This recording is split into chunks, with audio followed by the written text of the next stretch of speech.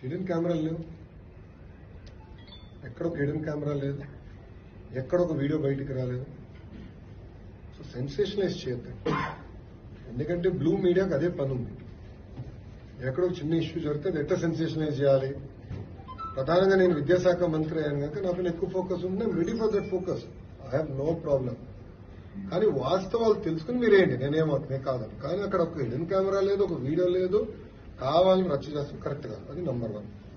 Number 2, అక్కడ ఏం జరిగిందో మీకు తెలుసు. ఆ చేసిన వాడిని ఇమ్మీడియట్ గా అరెస్ట్ కూడా చేశాం.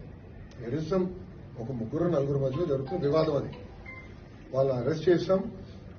ఎవరితో మాట్లాడారు, ఎక్కడ మాట్లాడారు, మొత్తం ఇంటెలిజెన్స్ డిపార్ట్మెంట్, డీజీ ఆఫీస్ నుంచి అది రివ్యూ చేస్తుంది.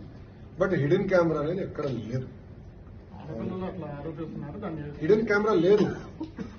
As simple as that. ఉన్నట్టు మీరు చూపించండి. I'm ready for school. There is no hidden camera anywhere. Hidden camera లేనప్పుడు కావాలని దుష్ప్రచారం చేస్తాం, కరెక్ట్. 4 మధ్యలో అది ఇష్యూ ఉంది. 4 మధ్యలో ఒక ఇష్యూ ఉంది అందరికీ, but it has nothing to do with hidden camera.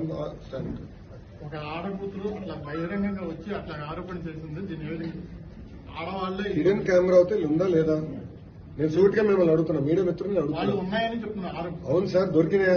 లోపలికి వెళ్ళట్లేదు. పోలీసు వాళ్ళు వెళ్ళారు, కలెక్ట్ చేసుకున్నారు, ఎవిడెన్స్ ఉంది. పిల్లలు ఎక్కడ హిడెన్ కెమెరా చూపించలేకపోయారు. It's fact. సో మీరు కూడా దుష్ప్రచారం చేస్తాం మానేయండి ఫస్ట్.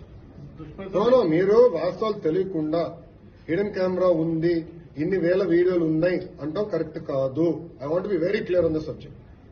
ఎందుకంటే 4 మధ్యలో జరిగే ఇష్యూని మీరు తీసుకొచ్చి హిడెన్ కెమెరాలు ఉన్నాయంటే కరెక్ట్ కాదు. అది నేను చెప్పాను.